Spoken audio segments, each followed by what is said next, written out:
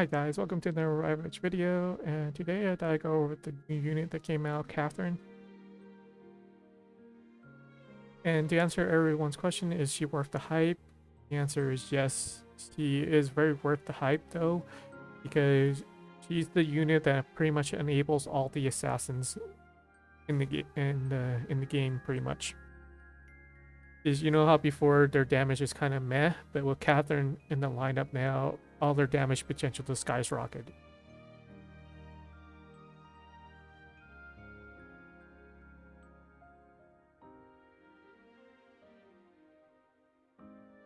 The main reason why all the assassins get a damage boost with Catherine on the team is because of her chaos skill, Banner to Glory. So with Banner to Glory active, or when she casts it, it pretty much makes them pretty much more tanky because it gives pretty much all your allies Catherine's physical defense times 200 for 10 seconds. And then she also plaques Banner of Glory passive on him, which is that upon dealing the damage 5 times, on that 5th damage, it's going to proc this little passive says 300 damage attack to all enemies, and it's going to stun them for 0.5 seconds. And it's going to also do a physical defense shred on them for 60% of Catherine's physical defense. So this right here. On top of this, her passive is that every single time she casts it as a skill, the enemy just takes an extra 30% damage. So she has a little bit of Compeller on her with the increased damage that she makes the enemy do. So the thing is, Catherine doesn't really have any attack at all. She's just purely a tank and a buffer. And on her glory skill, her ages is pretty much just a physical defense up and magic defense up, depending on how much max AP that she has. And then she redirects all damage upon to herself for an extra 10 seconds, and then she recovers HP by 50% of her physical defense every turn. So pretty much how to build her, the stats you're looking for is HP, physical defense, and physical defense reduction. The physical defense reduction you could probably swap out for the physical defense percentage or the flat physical defense. So either one of those is good, and the reduction is kind of whatever on her. I personally would go for like HP percentage, physical defense percentage, and then either a flat or flat HP or flat physical defense. Preferably the flat physical defense. You actually give her more physical defense. And that's why I gave her the shield. Pretty much the shield, if you have the hammer just gives out more attack. So if you have the shield, it actually gives out defense. So you can see right here. So right here it gives 11k HP. And over here it's 8,000. And it's just that's the difference. So the hammer's offensive, the shield's defensive, of course.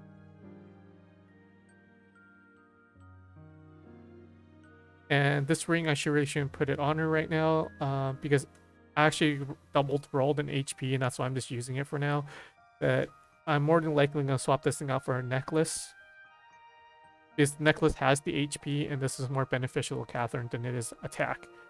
Because both her skills don't have any, they don't do any damage. Her attack is basically her auto attack, and yeah.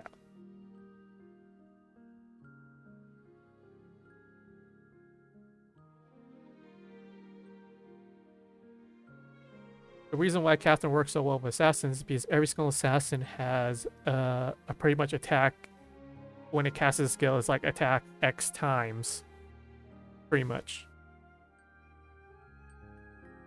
So for Solania's thing is like right here. So it says attacks all enemies 5 times. So pretty much when she casts it with the Banner Glory on her, she just auto procs that skill, and then her thing will just do an extra 300% more damage. And then she actually gives herself an extra 50% more damage depending on her attack. So, yeah. And for team comps, it's pretty much the standard Tuano, Slanya, and Catherine. That's the main team comp that pretty much everybody's running. Because you're just using Tuano there for her passive because it's way too strong. It's just a passive chaos shield, regen, and then she just tosses an extra attacks buffs on him because this enables your DPS unit. The only downside if your DPS unit ever dies in battle, the other two units are kind of worthless. So yeah, because none of them have any attack. So if they manage to snipe out your Slanya and it isn't tanking enough to actually survive the hit, it's pretty much GG unless you have another DPS in the back line. With that being said, with the new mode that came out, pretty much you're running three brimstones. One of them is going to be a sacrificial lamb, meaning that once that unit comes in, Tuano's going to come in replacing. That's pretty much how the team comp runs. Yeah, if you're going for that high score, Slanya is better than Akasha. Because if you look at Akasha's kit, it actually takes her time to actually ramp up her damage.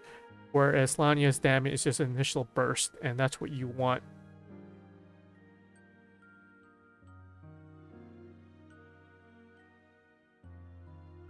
And the thing is, Lanya's whole entire kit is built around that initial burst of damage. Because her weapon right here, it says right here, 30 seconds upon entering battle. And if you notice by a path not taken, the highest score for you is actually beat the thing under 30 seconds. So that's kind of why you need her weapon.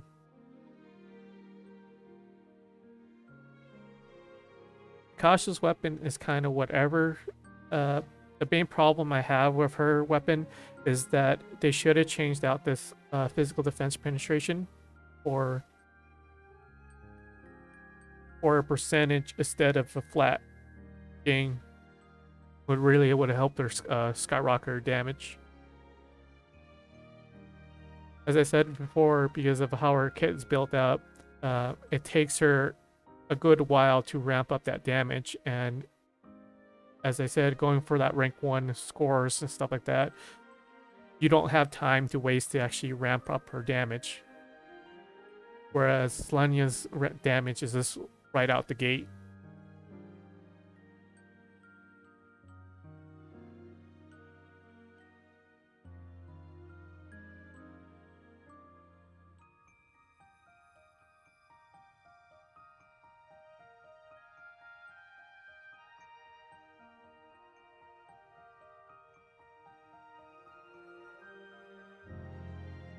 It's also one of the reasons why I'm not pulling for her banner on her weapon. Even I bought Akasha out of the shop just to have her in my collection, pretty much. So if I were you, I just wait up for the rate up banner. So the 3 weapon banners you guys should be looking out for is Tuano, Catherine, and Slanya's weapon banner. And after you get that thing set up, then it's pretty much a game for anybody. So just a word of advice for team building. You want these 3 units right here. Amanami is kind of falling out though, because the Mercury team right now is kind of like in a strange spot though, because if you're going for that high score, what people are doing for like the team that needs like magical damage,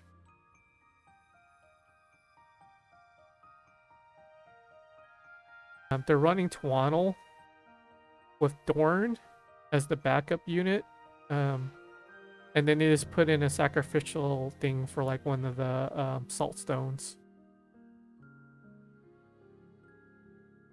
So because Dorn's skill kit right now, it just adds crit damage and attack. So that's what the three things you want. And once her thing procs, as long as her skill goes off properly, because there's a chance, it says a chance to get crit damage or crit rate or something. I don't remember which one it was. So you just look for that little buff, and that's pretty much all you need. Funny enough, the unit that everyone's using is Mile for the team comp for the high scores.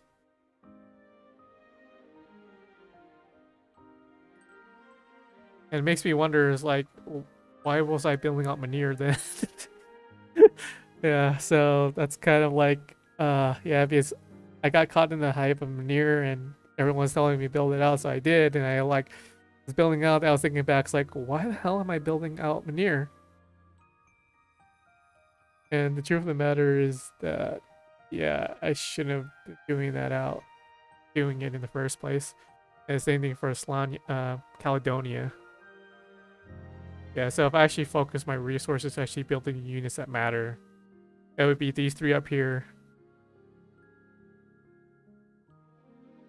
Adorn. Maybe Calcive, though, just because of how unique her passive works and her skills. It just throws her on a dot. And then she gets KO'd, and you pretty much bring in your backup unit, and that's pretty much what it is. And Mile. So those are like the units that you should be working on if you want to go for that high score.